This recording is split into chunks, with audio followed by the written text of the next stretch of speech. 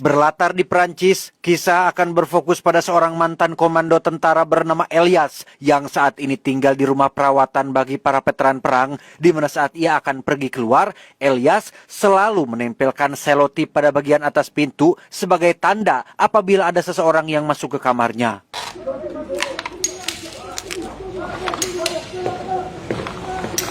Bertempat di sebuah klub malam, Elias bermaksud menemui sahabat yang sudah ia anggap seperti saudara sendiri bernama Ian yang ingin menawarkan pekerjaan sebagai seorang pengawal di rumah orang kaya. Menyadari Ian sekarang bekerja bersama kelompok preman membuat Elias jadi agak kurang tertarik dan menolak tawaran tersebut. Bon, dis-moi, j'ai quelque chose pour toi. Yang menarik adalah kita akan langsung diperlihatkan dengan seberapa berbahayanya Elias ketika ia membuat semacam benda tajam hanya dari sebuah filter koroko yang dibakar dan dipipihkan. Memang tampak sepele, tetapi pengetahuan semacam ini mungkin tidak banyak orang ketahui.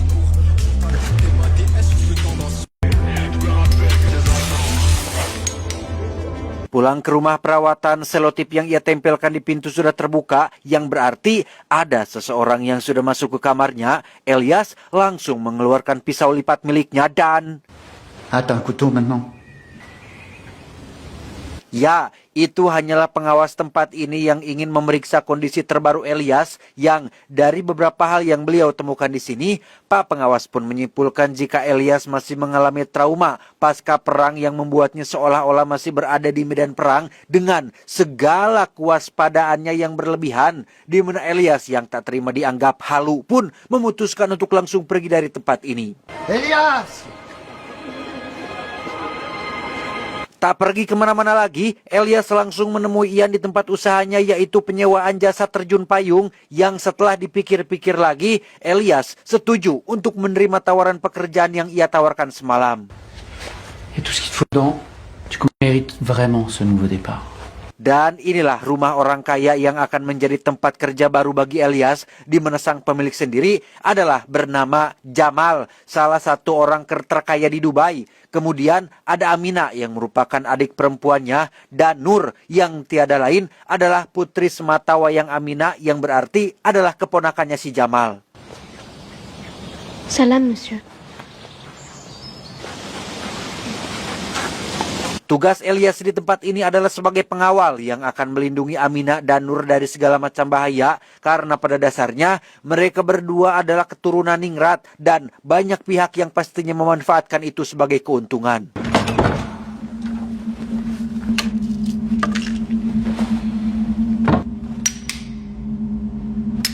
Dibantu oleh para pengawal senior yang sudah lebih dulu bekerja di rumah ini, Elias pun menjalani tugas pertamanya, yaitu mengawasi Amina yang akan ngojai di kolam renang mewah yang airnya sendiri keluar dari bawah lantai yang secara otomatis ngagolontor dengan sendirinya. Di mana tugas ini lumayan membuat Elias agak stres karena harus mengawasi Nur yang terus berputar-putar mengayuh sepedanya.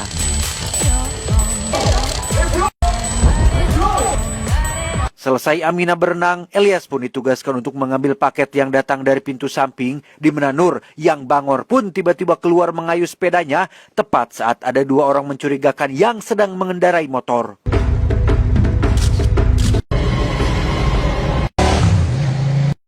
Elias langsung memberitahu kepala keamanan tentang apa yang dilihatnya barusan, di mana si kepala akhirnya memberikan Elias sepucuk pistol sebagai jaga-jaga andai kata hal serupa terjadi lagi.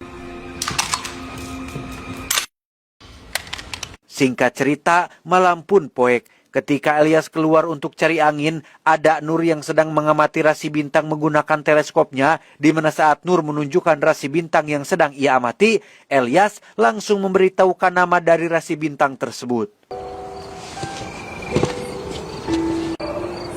Saat Nur bertanya, bagaimana kau mengetahuinya? Elias pun menjawab bahwa dulu ia adalah seorang tentara khusus penerjun payung dan astronomi, termasuk rasi-rasi bintang, merupakan pelajaran dasar yang mesti ia ketahui.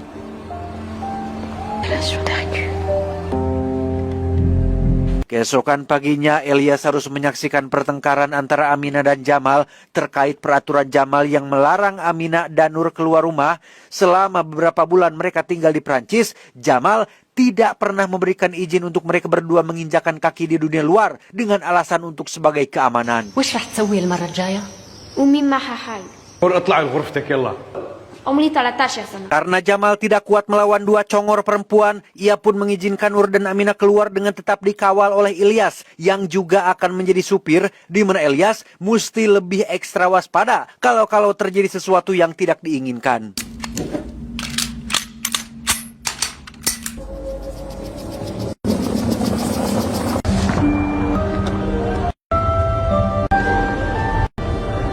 Selesai belanja dan akan kembali pulang, ada beberapa remaja yang iseng mengedor-gedor kaca yang membuat Elias harus menunjukkan pistolnya. Yang tak lama setelah itu, muncul dua orang pengendara motor kemarin dengan tato berlian yang sama persis. Sehingga dengan cepat, Elias memacu mobilnya untuk menghindari kedua orang tersebut.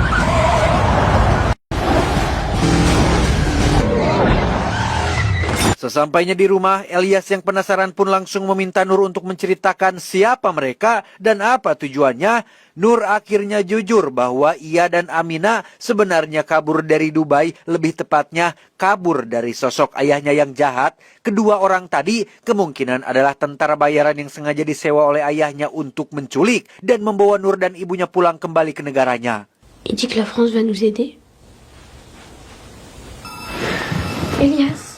Merasa dipermainkan, Elias pun langsung menemui Jamal terkait kenapa dia tidak diberitahu sejak awal, yang ketika Elias menodongkan pistol untuk meminta kejelasannya, tiba-tiba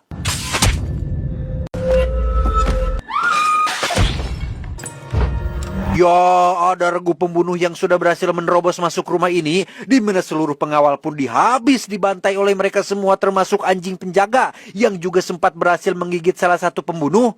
Tak bisa hanya menonton, Elias yang memang sudah terlatih dalam situasi seperti ini pun langsung beraksi dan berhasil menghabisi beberapa pembunuh yang ditemukannya.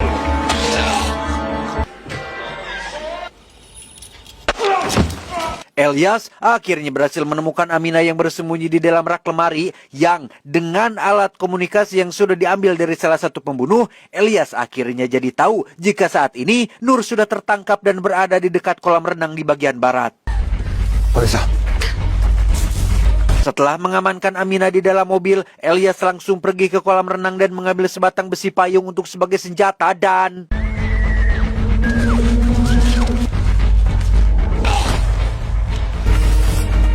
pada akhirnya, Elias berhasil membawa Nur dan Aminah keluar dengan selamat. Namun di tengah perjalanan ketika berhenti saat lampu merah, regu pembunuh pun berhasil menyusul sehingga tak ada pilihan lain. Elias pun memancing mereka ke jalan komplek perumahan dan berhasil menjatuhkan mereka dengan sempurna.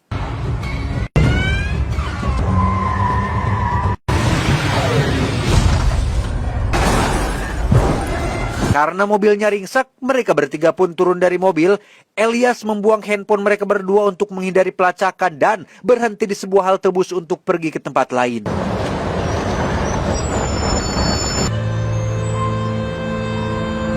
Untuk pertama kali dalam hidup mereka, Aminah dan Nur pun harus ngagembel dengan berjalan kaki cukup jauh menuju kawasan kumuh yang menjadi kediaman saudara tiri Elias. Sempat ditolak kehadirannya gara-gara masalah yang sudah lalu. Elias akhirnya diizinkan masuk dan tinggal sementara di tempat tersebut.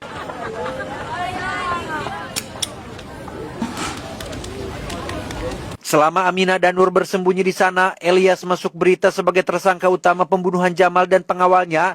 Curiga jika Ian terlibat dalam hal ini, Elias pun langsung mendatanginya untuk meminta klarifikasi.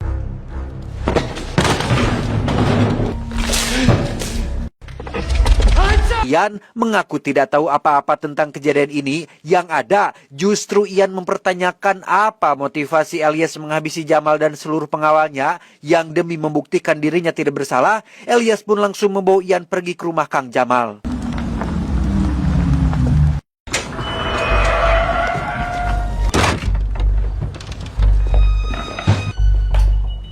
Sesampainya di sana, Elias benar-benar terkejut dengan kondisi rumah ini yang masih bersih, tanpa sedikit pun ada tanda-tanda bekas baku tembak.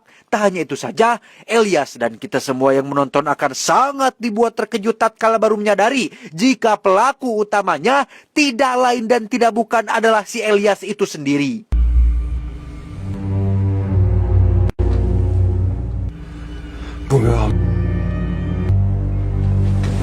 Sesuai penjelasan di awal, Elias mengalami trauma berat pasca perang yang membuat pikirannya kacau, terkadang menciptakan fantasi sendiri seolah-olah berada dalam aksi yang beradrenalin. Itulah alasan kenapa ia harus terus minum obat dan sengaja ditempatkan di rumah perawatan khusus veteran perang.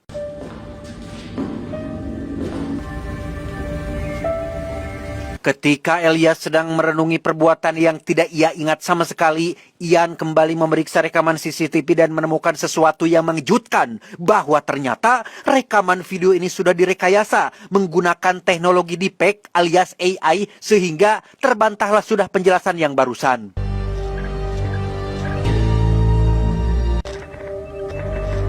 Mereka pun menyalin bug tersebut sebagai bukti untuk diserahkan kepada polisi, di mana Ian juga akan mengantar Elias menemui seseorang yang pertama kali menawarkan pekerjaan ini demi membuktikan jika Ian tidak terlibat dalam masalah ini.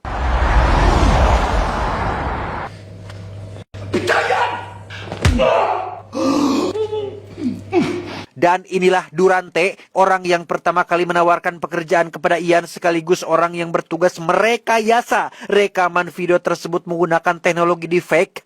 Setelah disiksa dengan cara yang sangat ekstrim, Durante akhirnya jujur menjelaskan jika ayahnya Nur adalah salah satu orang paling berpengaruh di Dubai. Regu pembunuh yang datang ke rumah Jamal tempo hari adalah unit komando khusus yang sangat terlatih. Bahkan tak hanya itu saja, ayah Nur juga melibatkan intelijen Prancis untuk bisa membawa Nur dan Aminah pulang kembali ke negaranya.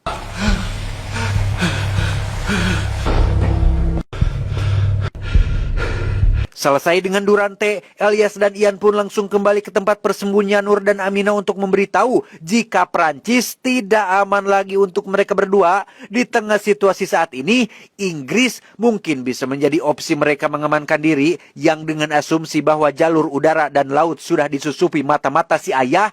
Ian merekomendasikan mereka pergi dengan jalur ilegal bersama dengan para imigran gelap di dalam sebuah kontainer.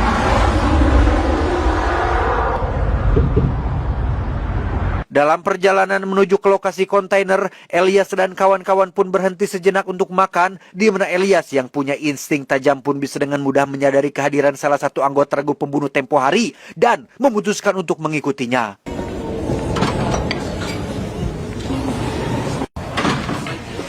Berakhir di salah satu mobil van warna putih, Elias tanpa ragu langsung masuk ke dalam. Satu di antaranya ternyata adalah perempuan dan berakting seolah tidak tahu apa-apa, tetapi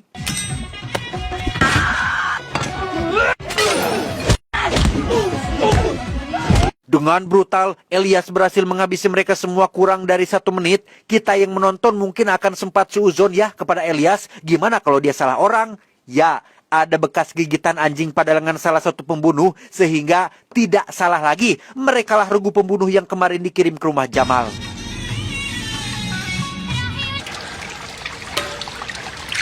Sesampainya di tempat tujuan, Nur dan Aminah akan satu kontainer bareng dengan para imigran gelap lainnya, yang karena Nur mengaku sangat takut dan baru pertama kali dalam situasi seperti ini, Elias pun akhirnya mau ikut dan akan menemani mereka sampai di pelabuhan.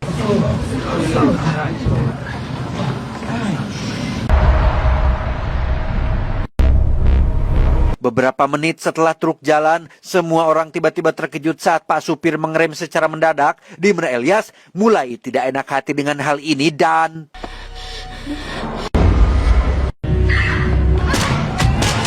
ya, Nur akhirnya berhasil diculik oleh unit komando baru. Aminah mati terkena tembakan di kepala, termasuk semua imigran yang ada di dalam sana. Satu-satunya yang masih hidup tentu saja adalah Mamang Elias yang kita tahu selalu mengenakan rompi anti peluru kemanapun ia pergi dan berhasil keluar sebelum sempat terkena ledakan.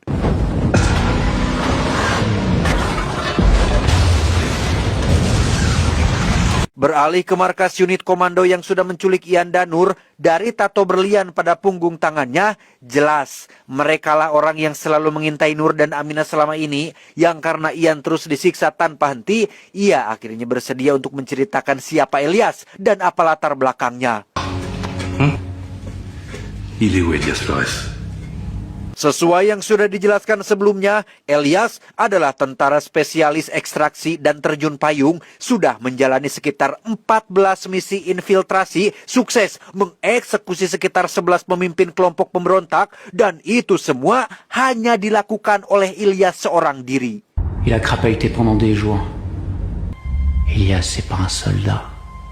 C'est un guerrier. Mengetahui fakta ini, ketiga tentara bayaran pun langsung menghabisi Ian dan segera menghubungi rekannya yang ada di Dubai untuk bersiap, karena kemungkinan besar Elias akan datang ke sana untuk menyelamatkan Nur. Dites-leur en anglais ou en arabe. Il est extrêmement dangereux. Persis seperti yang mereka khawatirkan, Elias memang akan menyelamatkan Nur dari ayahnya. Elias mendatangi asisten Ian yang bekerja di penyewaan jasa terjun payung. Dengan pengalaman yang sudah berpuluh-puluh tahun, tak sulit bagi Elias untuk bisa menemukan di mana Nur disekap, yaitu sebuah gedung pencakar langit yang juga menjadi kediaman ayahnya Nur selama ini, yang setelah semua persiapan sudah selesai, mereka pun langsung berangkat malam itu juga. Aéroport privé est à 15 minutes à vol d'oiseau de ton point. Après, je serai obligé de décoller. Beberapa jam kemudian, sampailah Elias di atas kota Dubai, di mana sang pilot mulai menghitung mundur sebagai tanda Elias untuk loncat, dan inilah yang terjadi.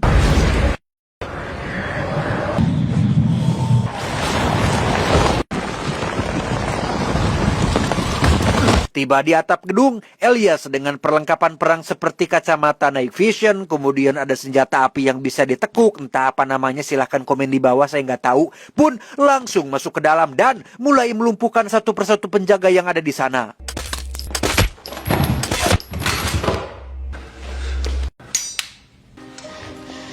C'est toi, Elias, t'es vivant. Pada akhirnya, Elias berhasil menyelamatkan Nur dengan cukup mudah tanpa mendapat kesulitan yang berarti. Namun saat mereka akan pergi, sistem keamanan gedung tiba-tiba diaktifkan dan semua penjaga akan dikerahkan untuk memburunya.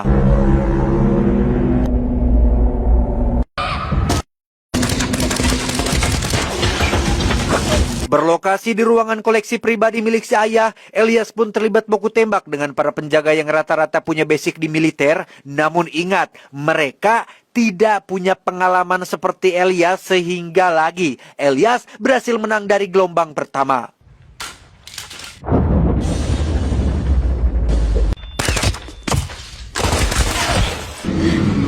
Saat gelombang kedua datang, Elias hanya menggunakan kamera CCTV untuk melihat arah targetnya dan berhasil menghabisi ketiganya dari balik pintu. Selanjutnya, Elias meminta Nur untuk berlindung di dalam lift, sementara ia akan menghadapi gelombang kedua ini di bawah air pemadam kebakaran.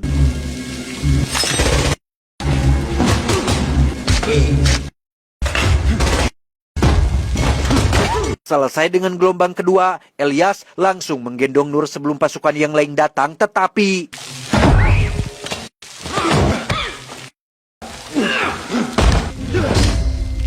ya, setelah semua disikat habis, kini Elias dan Nur bisa langsung pergi ke atap gedung. Sempat akan memasuki kamar si ayah untuk menghabisinya, Nur mencegah Elias melakukannya karena merasa itu tidak diperlukan. Allez, viens.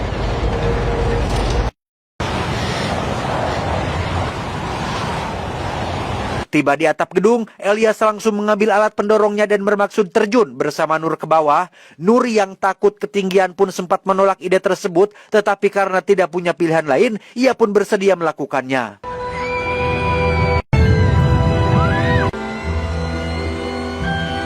Setelah semua selesai, Elias membawa Nur ke salah satu pondok pesantren yang ada di wilayah tersebut. Selain aman dari sang ayah, Nur juga akan mendapatkan pendidikan agama yang baik. Ya, meskipun Elias bukan orang baik dan sudah banyak melakukan pembunuhan yang luar biasa mengerikan, setidaknya ia bisa menjadi perantara bagi orang lain untuk jadi lebih baik. Terakhir, Elias masih punya PR, yaitu 3 anggota kelompok tato berlian yang menjadi dalang di balik kematian Ian. Tak banyak bertele-tele, Elias langsung menghabisi ketiganya dari jarak jauh. Tamat, ending yang cukup membagongkan. Pesan yang bisa kita ambil dari film ini adalah berhentilah fokus pada apa yang orang lain telah lakukan pada diri kita. Kebaikan yang Anda lakukan mungkin tidak terlihat, tapi jejaknya akan selalu dikenang oleh mereka yang menerimanya. Ingat, kebaikan yang kamu lakukan untuk orang lain kelak akan kembali kepada dirimu sendiri. Tapi kan John, percuma jika kebaikan yang kita lakukan tidak dihargai oleh orang lain. Buat apa berbuat sesuatu yang sia-sia? Nah, Anda yang butuh validasi. Loh, Anda mau dibayar tunai di dunia atau dibayar kekal di akhirat? Saya John mewakili jajaran direksi yang bertugas mengucapkan terima kasih dan sampai jumpa di video selanjutnya. Adios. Betis hawuk, amuk marugul.